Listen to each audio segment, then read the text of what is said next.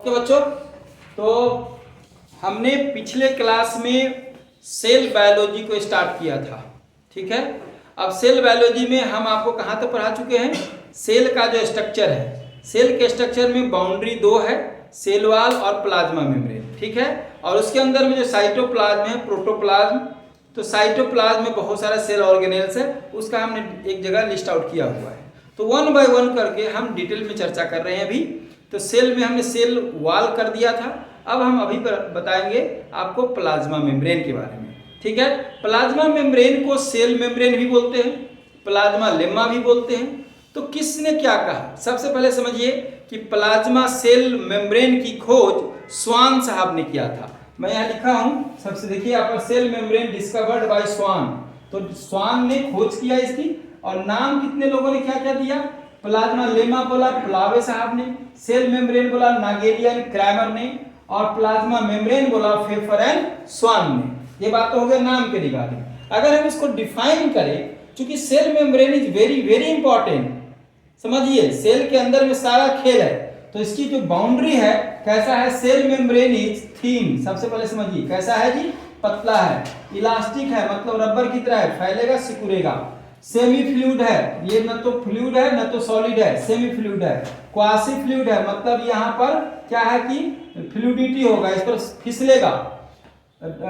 इसको quasi fluid का मतलब ये हुआ कि आप इसके मेम्ब्रेन में देखोगे दो कंपोनेंट है, प्रोटीन एंड लिपिड्स। ठीक है ना, तो फॉस्फोलिपिड के समंदर में प्रोटीन तैरता रहता है, इसी को क्वासी फ्लूइड बोलते हैं। डायनेमिक है, मतलब गतिशील है, चलता रहता है, ये नहीं कि स्टैटिक है। लिविंग है, मोस्ट इंपोर्टेंट पार्ट, ये लिविंग है जी। ठीक है, और ये प्रोटेक्टिव मेम्ब्रेन है, मतलब रक्षा करने वाला मेम्ब्रेन है, जाहिर सी बात है। और सबसे बड़ी बात जो ट्रांसपोर्ट के लिए इंपॉर्टेंट है वो है सेलेक्टिवली परमिएबल मेम्ब्रेन, कि कुछ मेम्ब्रेन को जाने देगा, कुछ को नहीं जाने देगा। सॉलिड को ऊपर ही रख लेगा और सॉल्वेंट को जाने देगा, समझे? या जो छोटे पार्टिकल है, जैसे आप चाय की छन्ना पत्ती है, तो चाय छानते हो तो चाय नीचे आ गई, लेकिन चाय की पत्ती ऊपर ही रह गई ना, तो इसको क्या बोलेंगे? सेमी या सेलेक्टिवली परमिएबल मेम्ब्रेन, समझे?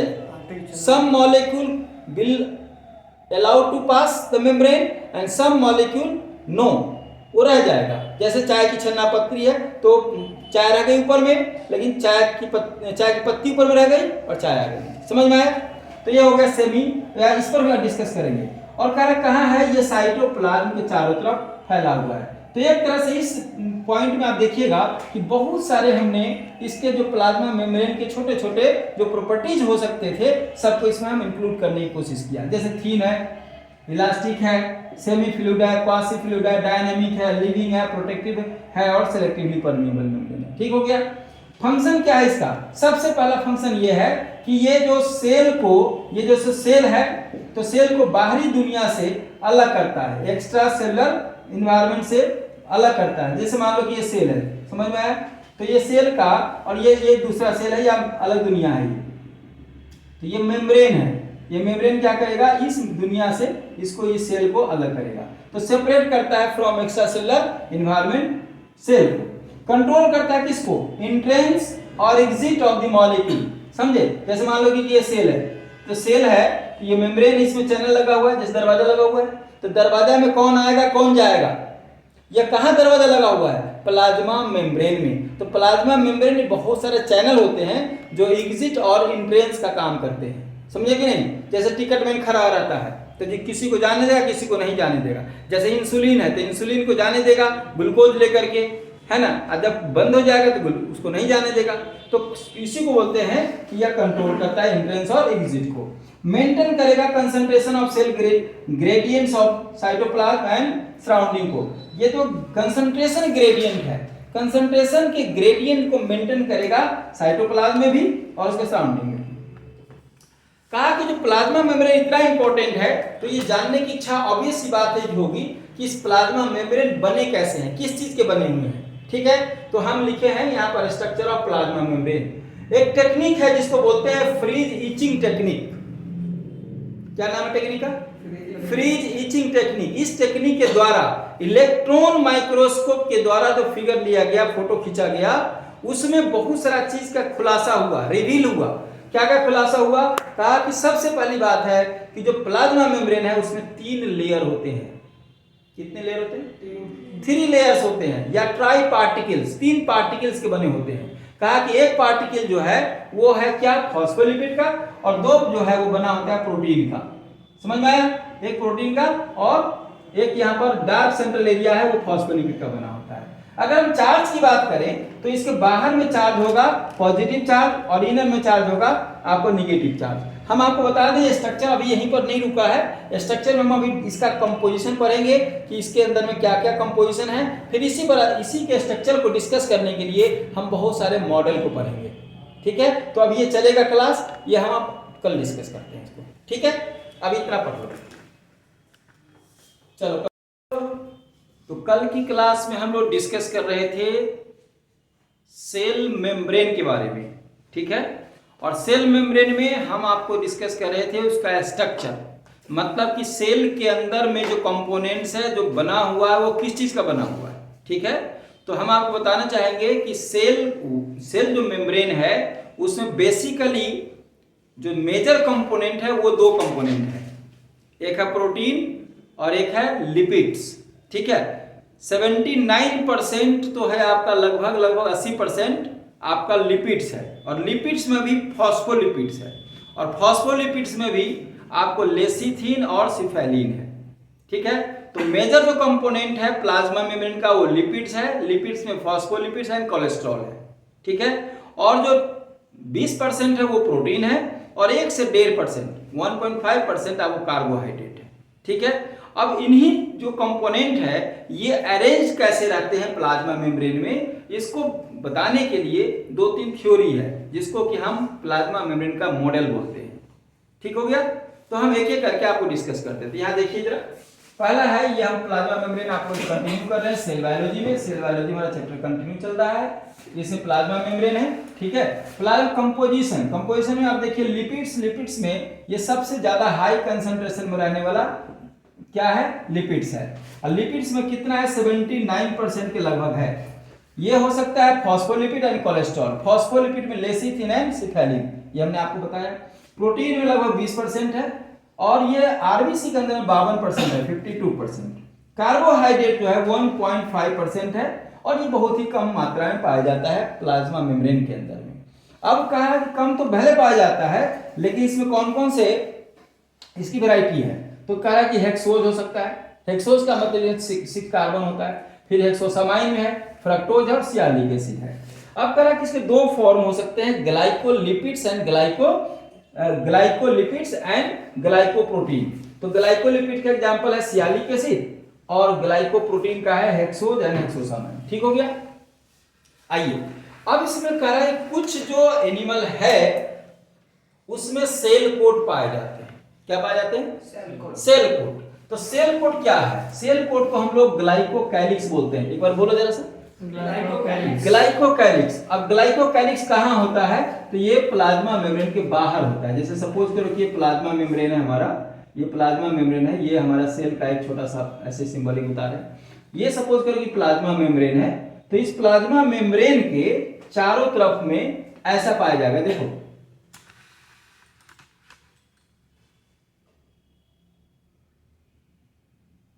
ये क्या है? ये क्या है भाई? ये क्या है? यस, ये क्या है? ग्लाइकोकैलिक्स। और इसी को हम लोग क्या बोलते हैं? Cell coat. क्या बोला इसको? Cell coat. नहीं होता जैसे हमने जरा के दिन है तो हमने स्वेटर ही पहन ली, अब उसके ऊपर में हमने एक जैकेट डाल दिया, तो ये जैकेट है, कोट है, कोट ही बोलते हैं हम लोग। ब्लेजर को क्या बोलते हैं? कोट तो बोलते हैं ना। तो ये सेल का कोट है। क्या है? हाँ ठीक है, सेल कोट है।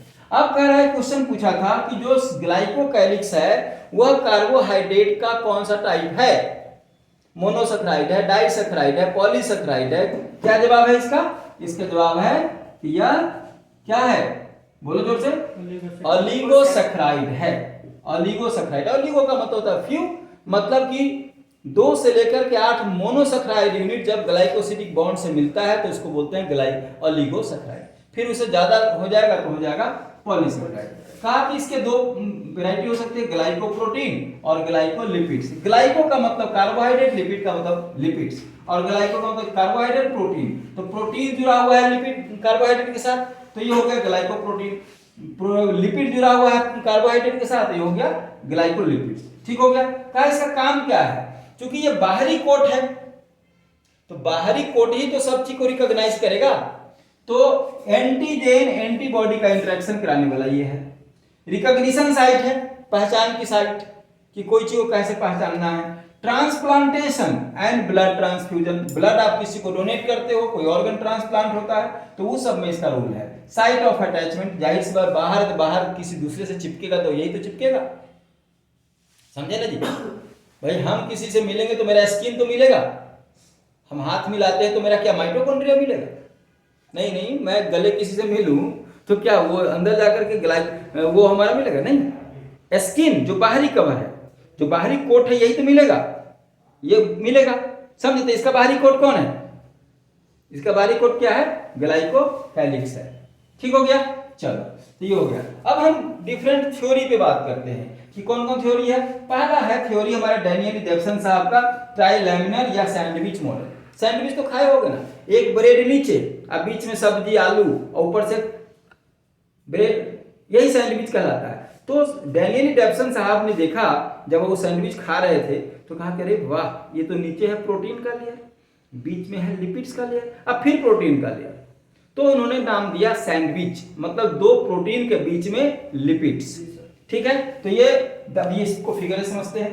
कहा कि ये सपोज करें कि हमारा प्रोटीन का लेयर है, ये थोड़ा सा गंदा हो जाएगा, ऐसे रहने दो। ठीक है, ये प्रोटीन का लेयर है, तो एक प्रोटीन का लेयर है ये हमारा, इसको बोलते हैं ग्लोबुलर प्रोटीन। कैसा प्रोटीन है बच्चों? ग्लोबुलर प्रोटीन, और ये अल्फा प्रोटीन है टाइप में। ये सब क्वेश्चन का जगह है, इसलिए ध्यान रखना है। और एक नीचे भी यही है अल्फा प्रोटीन। अब बीच में है ये हमारा फॉस्फोबाइलिपिड। ठीक है, तो यह है हमारा फॉस्फेट या। तो इसमें दो पार्ट है, इसके हेड है और एक टेल है। तो हेड जो है वो हाइड्रोफिलिक पार्ट है। हेड कैसा पार्ट है? हाइड्रोफिलिक, मतलब वाटर को पसंद करने वाला। ठीक है, और जो टेल वाला पार्ट है वो कैसा? हाइड्रोफोबिक है। पानी कहाँ रखते हो? माथा पे रखते हो ना, नहाते समय कहाँ पानी रखते हो? माथा पे। तो हेड ऐसे याद रखो, पानी कहाँ रखा? माथे पे। माथा मतलब हेड। तो ये पूछा जाएगा कि भाई साहब ये बताइए कि ये फॉस्फोबाइलिपिड लेयर है ये, तो इसका हेड जो है ये कैसा है? क्वेश्चन, ये हाइड्रोफिलिक या हाइड्रोफोबिक? जवाब दो। हाइड्रोफिलिक, मतलब माथा पानी पे रखेंगे, सॉरी पानी रखेंगे माथा पे, ऐसे याद रखो। ठीक है ना। और ये हो गया हमारा टेल, तो टेल में भाई कौन रखने जा रहा है? तो ये हो गया हाइड्रोफिलिक हो गया। ठीक है ना जी, हाँ ऐसे याद रखना। चलो हो गया। अब हम इसको थोड़ा सा और अरेंज करते हैं। इधर देख लो, जो लोग वीडियो देख रहे हो, वीडियो से पढ़ रहे हो, मैं बार बार बोलता हूं, सब लोग आराम से कॉपी पेन लो, ठीक है जी, और नोट बनाओ। बायोलॉजी में नोट, फिगर, टेबल, ये जितना ढंग से याद रखेंगे उतना फायदा करेगा। डिस्कशन तो कोई भी कर देगा, लेकिन लिखेंगे नहीं आप, वो कल होकर भूल जाएंगे, इसलिए लिखना जरूरी है। ठीक है, तो आप इसको स्क्रीनशॉट ले लो, लिखना है लिख लो, काम करो। चलो, सैंडविच मॉडल में ये था कि पहले था सैंडविच मॉडल, डैनियल जेफसन साहब का हम बात कर रहे थे अभी।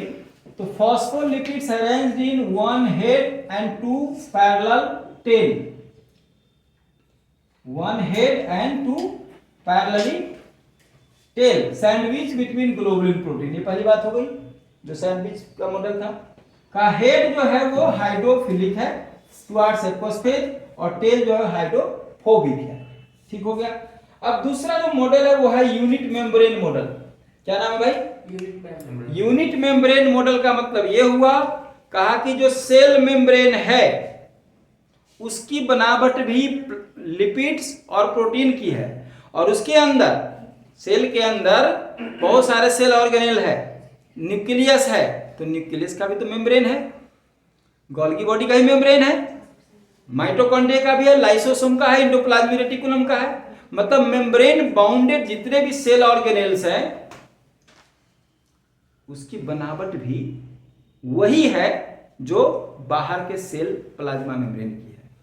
तो इसका मतलब क्या हुआ कि इसको बोलेंगे यूनिट मेम्ब्रेन मॉडल। समझे कि all membranes either outside the plasma membrane और inside the cell organelles membrane. इसका बनावट भी सेम होगा, समझे। इसको बोला गया यूनिट मेम्ब्रेन मॉडल और इसको दिया था रॉबर्टसन साहब ने।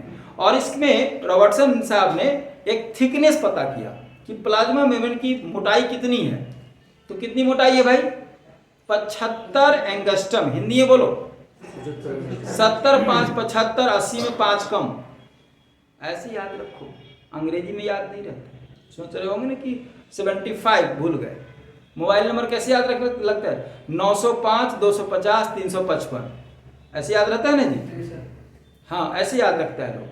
तो कोई चीज कैसे याद रहेगा, इसके लिए है कि हमारी मातृ टंग हिंदी है, मतलब भाषा क्या है? हिंदी है। तो इसलिए हिंदी में याद रखिए 75 एंगस्ट्रम। अब उसको बाइफरकेट करेंगे 75 एंगस्ट्रम को, यहाँ देखो। तो ये है 20 एंगस्ट्रम प्रोटीन का है। और ये जो फॉस्फोबाइलिपिड लेयर है, जिसमें हेड है आपका, तो हेड में 5 एंगस्ट्रम और टेल में 12.5 एंगस्ट्रम। ये दो है लेयर, तो दोनों मिला करके हो गया वो कितना? ये आप देखो 12.5 इधर, तो 12.5 5 1 में हो गया, 12.5 5 1 में हो गया। तो जोड़ो 5 ये और ये 25 ये और 5 में 10, मतलब ये 35 जो हो गया वो फॉस्फोबाइलिपिड लेयर का है। ये कितना है? 35 है ना। और इतना कितना है? 20 और 20 40 है ना जी। तो 40 और 35 कितना हो गया? 75 एंगस्ट्रम। ये होगा थिकनेस ऑफ। अब इसकी एक ड्रॉबैक हो गई। रॉबर्टसन साहब ने बहुत बढ़िया काम किया, लेकिन दो चीज को एक्सप्लेन नहीं कर पाए। कहा कि भाई साहब दरवाजा आप बना तो दिए मकान, इसमें दरवाजा किधर है? हम जाएंगे किधर से? मॉलिक्यूल की एंट्री और एग्जिट, मतलब परमिएबिलिटी को रॉबर्टसन साहब एक्सप्लेन नहीं कर पाए। ठीक है। दूसरा, उसके डायनेमिक नेचर को भी रॉबर्टसन साहब एक्सप्लेन नहीं कर पाए। तो डायनेमिक नेचर और परमिएबिलिटी का नेचर, इस दोनों प्रॉपर्टी को एक्सप्लेन करने के लिए सिंगर निकोलसन ने एक मॉडल प्रस्तुत किया जिसका नाम है फ्लूइड मोज़ेक मॉडल। और यह आज की तारीख में सबसे मोस्ट जो एक्सेप्टेड थ्योरी है वो है सिंगर निकोलसन का फ्लूइड मोज़ेक मॉडल। आइए हम देखते हैं इसमें क्या है। क्या fluid mosaic model Singer Nicolson ने क्या दिया? इन्होंने कहा कि जो लिपिड्स है वह समझो कि समंदर है और उसमें जो आइसबर्ग होता है, बर्फ के टुकड़े, वो तैर रहा होता है। तो जो आइसबर्ग है वो प्रोटीन है। तो दो बात कहा कि प्रोटीन्स लाइक आइसबर्ग, समझे, इन सी ऑफ लिपिड्स। पहला स्टेटमेंट देखिए, proteins are like iceberg in sea of lipids, proteins are embedded in sea of lipids. अब इसको कैसे याद रखेंगे, इसको जरा समझ लो। जैसे आप मान लो अमूल का बटर खरीद लो, अमूल का बटर हो गया आपको, बटर मतलब तेल, लिपिड्स, और उसमें आप मूंगफली को धसा दो, चने को धसा दो, है ना जी। तो चना और मूंगफली किसका प्रतीक हो गया? प्रोटीन का, समझे, और बटर हो गया लिपिड्स का। तो ऐसे याद रखिए कि बटर में आप धसा दिए उसको, मूंगफली को, समझे ना। तो प्रोटीन इंबेडेड हो गया इन सी ऑफ लिपिड्स। तो ये कह रहा है proteins arranged in mosaic manner, मतलब हर तरह का प्रोटीन है तो वो मोज़ेक मैनर में रहेगा। अब ये जो सबसे इंपॉर्टेंट है कि ये semi fluid and quasi fluid nature से पता क्या क्या चलता है, कौन कौन सी प्रॉपर्टी पता चलती है? तो डायनेमिक प्रॉपर्टी, समझे, सेलेक्टिवली परमिएबल प्रॉपर्टी, और इलास्टिसिटी का प्रॉपर्टी, और क्विक रिपेयर का प्रॉपर्टी, टूटेगा फूटेगा तो रिपेयरिंग का प्रॉपर्टी। तो ये हो गया आपका फ्लूइड मोज़ेक मॉडल का। अब हम आपको इसका फिगर बना के समझाते हैं कि कैसे है इसका। ठीक है जी, चलो अभी इसको जल्दी से नोट करो, फिर आगे बढ़ते हैं। ठीक है, तो सिंगर निकोलसन साहब का जो मॉडल है, समझे ना, फ्लूइड मोज़ेक मॉडल, उसमें हम बात क्या कर रहे हैं? उसमें बात कर रहे हैं कि उसमें फॉस्फोबाइलिपिड लेयर है, मतलब फॉस्फोबाइलिपिड लेयर में अगर आप इसको देखो ये ऐसे है ना, तो ये हेड है ना, यहाँ पर बना देता हूँ, ठीक है, ये हेड है और ये टेल है। तो कह रहा है कि जो हेड है वो हाइड्रोफिलिक है और ये हाइड्रोफोबिक है, तो दोनों मिला देते हैं तो टर्म बनता है एम्फी। एम्फी का मतलब होता है बोथ, एम्फी का मतलब बोथ। तो कह रहा है कि एक ही जो फॉस्फोलिपिड है वह एक साथ पानी को पसंद भी करता है और एक पार्ट उसका पानी को नापसंद भी करता है। मतलब एक जो हेड वाला पोर्शन है, आप देखो इसको, हम इसको ऐसे समझ ले तो ज़्यादा आसान रहेगा। ये तरह देखिए, इसमें दो कलर हो गया, इसको क्या बोलिएगा आप, एम्फीपैथिक बोलिएगा कि एक ही में दोनों है, ब्लू कलर भी और रेड कलर भी है। तो जो ये हेड वाला पोर्शन है, ये पानी नहाने वाला है ना, तो ये है हाइड्रोफिलिक, बोलो जरा, हाइड्रोफिलिक। और इसके बाद जो टेल वाला पोर्शन है वो है हाइड्रोफोबिक। तो एक ही में दोनों बात हो गई, एक ही मॉलिक्यूल पानी का पसंद भी कर रहा है और पानी को रिपल्सन भी कर रहा है, समझे ना। इसलिए इसको कहा गया एम्फीपैथिक। एम्फी का मतलब होता है बोझ, जैसे एम्फीबियन टर्म है ना, एम्फीबियन जो लैंड में भी रहता है और पानी में रहता है। आपको कह दिया जाए कि तुम पानी में रहो, आदमी को पानी में रह सकता है, मर जाएगा। अब मछली को निकाल कर लैंड पे रख लो तो वही मर जाएगी। लेकिन मेढक को बड़े मजे में पानी भी रह रहा है, उसके तो मजे मजे भाई, है ना, जल भी हमारा थल भी हमारा। तो यही ये कह रहा है कि एम्फीपैथिक नेचर का फॉस्फोबायोलिपिड है। या नीट में क्वेश्चन आ सकता है कि जो है ये फॉस्फोबायोलिपिड जो है वो फॉस्फोलिपिड जो है किस नेचर का है, तो एम्फीपैथिक नेचर का है। क्लियर हो गया। अब हमने इसका एक फिगर बनाया है, सिंगर निकोलसन साहब का जो मॉडल है उसमें कि protein embedded in the sea of lipids, है ना, यही बताया। तो ये जो आप देख रहे हो ये लिपिड का समंदर है, ये लिपिड है, फॉस्फोलिपिड है, समझे। ये है लिपिड्स, सी ऑफ लिपिड्स, है ना। और प्रोटीन कैसा है, आइसबर्ग की तरह, आइसबर्ग की तरह। तो ये आइसबर्ग है आपका, देखो यहाँ धंसा हुआ है, यही लाइन है। तो अब हम थोड़ी थोड़ी बात प्रोटीन और लिपिड्स की कर लेते हैं, ठीक है ना। तो पहली चीज कह रहा है कि according to Singer Nicolson model plasma membrane asymmetric है। क्यों है एसिमेट्रिक, क्योंकि कह रहा है कि लिपिड प्रेजेंट इन आउटसाइड या इनसाइड जो मौजूद है वो डिफरेंट है। वो कैसा है, डिफरेंट है। दूसरा एक्सटेंसिव प्रोटीन जो है वो ज्यादा अबंडेंट है बाहर की तुलना में, ठीक है ना, इनर साइड की तुलना में। और ऑलिगोसैकेराइड जो ग्लाइकोकैलिक्स बनाता है वो अटैच रहता है लिपिड्स टू प्रोटीन, और ये only at the outer surface, external surface of biomembrane. तो इसकी वजह से तीन कारण है जिसकी वजह से कैसा मेम्ब्रेन दिखता है, एसिमेट्रिक, सिमेट्री नहीं दिखती है उसमें। अब कह रहा है कि प्रोटीन जितने प्रेजेंट है मेम्ब्रेन के अंदर में उसको बोलते हैं मेम्ब्रेन प्रोटीन। क्या बोलते हैं जी बच्चों, मेम्ब्रेन प्रोटीन। मेम्ब्रेन प्रोटीन दो प्रकार के हैं, जो बाहर में हो एक्सटर्नल प्रोटीन कहलाएगा तो एक्सट्रिंसिक प्रोटीन कहेंगे, जो अंदर में उसको इंट्रिंसिक प्रोटीन कहेंगे या इंटीग्रल प्रोटीन कहेंगे, ठीक है। दोनों में कहां कहां बात है जरा समझ लो। पहला कि पेरिफेरल पाया जाता है, इसलिए पेरिफेरल प्रोटीन है। ये अंदर में पाया जाता है, इंटरनल है। ये लूजली अरेंज्ड है, ध्यान देना, और ये कॉम्पैक्टली टाइटली अरेंज्ड है, ये बॉन्डिंग उसकी टाइट है।